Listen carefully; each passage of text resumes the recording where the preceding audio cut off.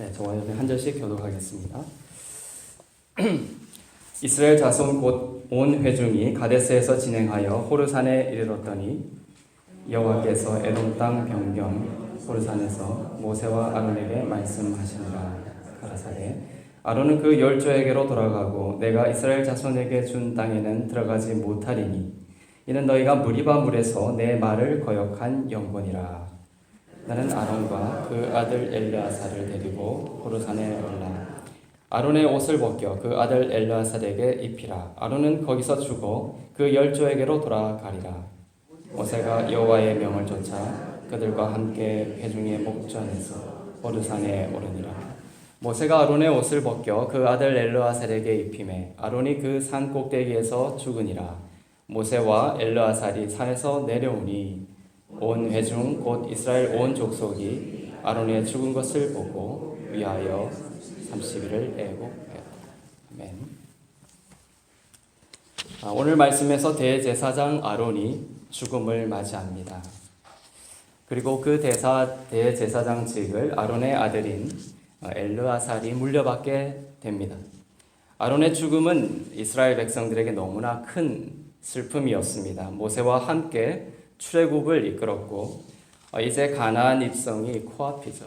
그런데 이 아론은 가나안에 들어가지 못하고 죽음을 맞이하게 되어 그 슬픔과 안타까움이 깊었습니다. 아론의 죽음을 통해서 하나님은 우리에게 무엇을 말씀하려고 하시는가? 그것은 하나님의 거룩함을 가르치시려고 하는 겁니다. 이 거룩함이 무엇인가? 그것을 예수님의 사역의 관점에서 오늘 중요한 이슈로 등장시키고 있고 이 거룩함을 우리는 신약의 관점에서 바르게 알고 가야 할 필요가 있습니다. 오늘 본문 24절에는 아론이 왜 가나안 땅에 들어가지 못하는가 그 이유를 말하고 있습니다. 24절을 읽겠습니다. 아론은 그 열조에게로 돌아가고 내가 이스라엘 자손에게 준 땅에는 들어가지 못하리니 그 이유는 너희가 무리바 물에서 내 말을 거역한 영혼이라. 무리바 물에서 내 말을 거역했기 때문에 아론은 모세도 마찬가지고 모세와 아론은 약속하신 땅에 들어가지 못하게 되었습니다. 그러면 여기서 하나님의 말씀을 내 말을 거역했기 때문이다 라는 것은 무엇을 말씀하는 것인가? 그것은 민수기 20장 12절에서 등장하죠. 민수기 20장 12절을 제가 읽겠습니다. 여호와께서 모세와 아론에게 이르시되 너희가 나를 믿지 아니하고 이스라엘 목전에 나의 거룩함을 나타내지 아니한 고로 너희는 이 총회를 내가 그들에게 준 땅으로 인도하여 드리지 못하리라 하시니라. 여호와의 거룩함을 나타내지 못했기 때문에 들어가지 못한다라고 말씀하고 있습니다. 이 말이 무슨 뜻이냐라는 것이죠. 그 거룩함.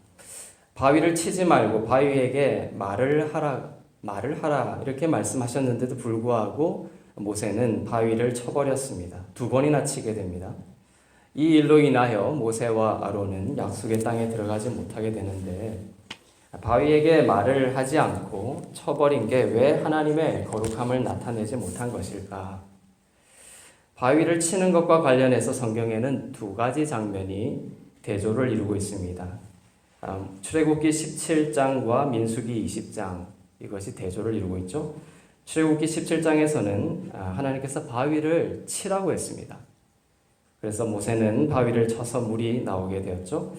그리고 민수기 20장에서는 똑같은 바위인데 하나님께서 이제 바위를 치지 말라라고 하십니다. 그런데 모세는 바위를 2번이나 치게 되어버렸죠.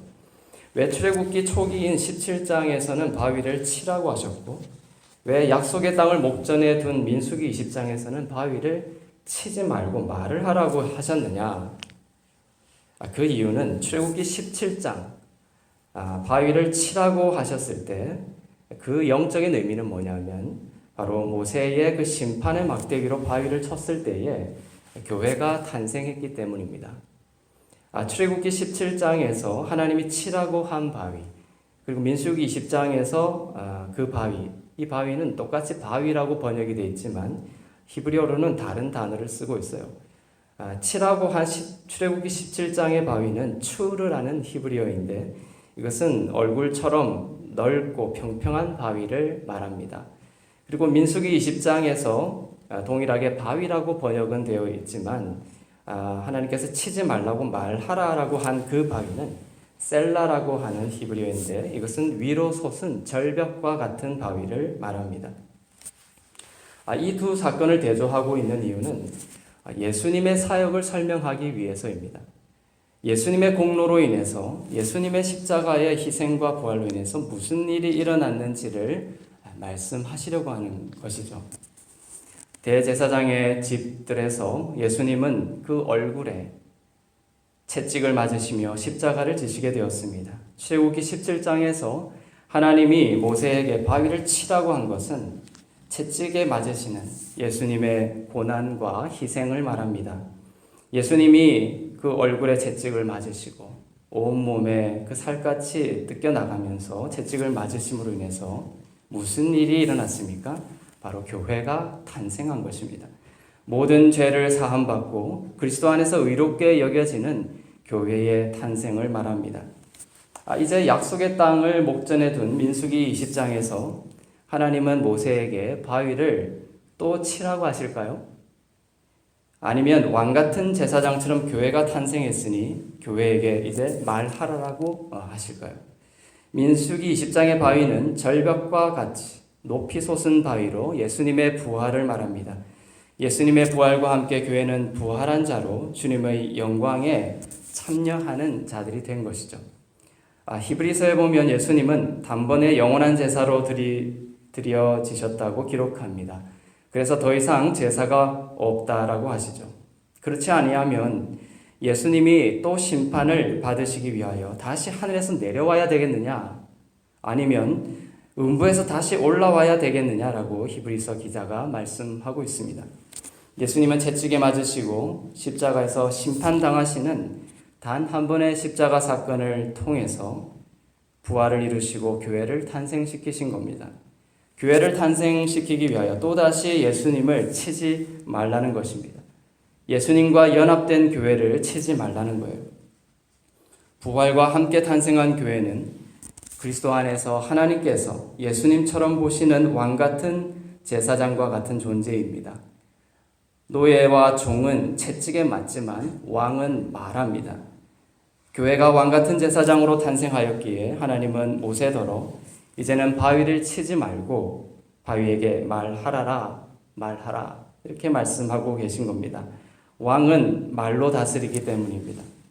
그런데도 모세는 물을 달라고 불평하는 이스라엘 백성들을 보면서 화가 치밀어 올라서 치지 말고 말하라라는 하나님의 말씀을 거역하고 예수님의 공로를 기억하지 않고 그냥 교회를 쳐버립니다. 그리고 백성들에게 뭐라고 합니까? 민수기 20장 10절에 보면 모세와 아론의 말이 나옵니다. 모세와 아론이 회중을 그 반석 앞에 모으고 모세가 그들에게 이르되 반역한 너희여, 반역한 너희여라고 백성들을 혹평해 버립니다. 패역한 너희여라고 번역되기도 하죠. 하나님은 그리스도 안에 있는 성도들 또 교회를 반역한 너희여 이렇게 보지 않으시는 거예요. 비록 연약하고 모자라고 넘어지는 상황이 오더라도 하나님은 예수님의 심판을 통해서 탄생한 교회를 존귀하고 보배롭게 보십니다. 육신의 현상은 패역하고 반역한 모습일지 모르지만 그리스도 안에 있음으로 인해서 왕같은 제사장으로 또한 거룩한 신부로 하나님은 교회와 여러분을 바라보고 계신다는 거예요. 이것이 하나님의 거룩함과 관련이 있다는 겁니다. 하나님의 거룩함을 모세가 나타내지 못했다라는 것이 이것과 관련이 있습니다. 하나님의 거룩함은 죄를 용납하지 않으십니다. 하나님의 거룩함은 반드시 죄를 심판하게 되어 있습니다. 그래서 하나님은 우리의 모든 죄를 하나님의 거룩함이라는 이름으로 심판을 하셨습니다. 어디에서 심판을 하셨습니까? 바로 십자가 위에서 예수님의 몸으로 심판을 하신 것입니다. 예수님이 우리의 죄를 대신 지시고 완전히 거룩함의 심판을 받으신 것을 믿으십니까? 그것을 믿으신다면 교회는 그리스도 안에서 죄가 용서함 받고 거룩하게 탄생된 것을 동일하게 믿으시는 것이 되는 거예요. 오늘 내 안에 드러나는 모습은 거룩하지 않을지 모릅니다. 아니, 매일 거룩하지 않은 게 끊임없이 폭로될 것입니다. 그러나 그리스도 안에 있는 교회를 하나님은 거룩하게 받아주고 계신다라는 것을 하나님은 말씀하고 있습니다. 왜냐하면 출애굽기 17장에서 그 거룩함의 심판을 예수님이 당하셨기 때문이죠. 십자가에서 예수님이 완전히 심판받으셨다라는 것이 바로 하나님이 완전히 거룩하다라는 뜻입니다. 그 거룩함을 나타내는 자들은 예수님을 통해 교회가 거룩하게 탄생되었음을 인정하게 되는 것이죠. 만일 교회가 부족하다고 하여 또다시 교회를 패역한 너희여라며 교회를 매질한다면 하나님의 거룩하심 아래서 이루신 예수님의 희생이 불완전하다. 예수님의 몸에 쏟아부으신 하나님의 거룩함의 심판이 불완전하다라고 말하는 것과 같은 것이죠. 교회를 때리지 말기를 바랍니다. 교회인 여러분 자신을 학대하고 정죄하지 않기를 바랍니다. 교회가 그리스도 안에서 얼마나 아름다운 영광에 사로잡혀 있는지를 바라보시기를 바랍니다. 그것이 하나님의 거룩함을 나타내는 것입니다. 여러분이 교회입니다. 오늘 여러분이 자신의 연약함을 주목하면서 나의 죄가 해결되지 않았고 하나님이 나의 죄를 보면서 또다시 나를 심판하고 계실 거야. 나는 거룩하게 되려면 이것도 하고 저것도 해야 돼. 내가 좀 더 노력해서 더 거룩하게 돼야지. 이런 생각을 한다면 모세처럼 바위를 2번 치는 것이 되는 것이죠. 하나님의 거룩함을 나타내지 못하는 것이 됩니다. 여러분 자신을 보면 답이 없습니다.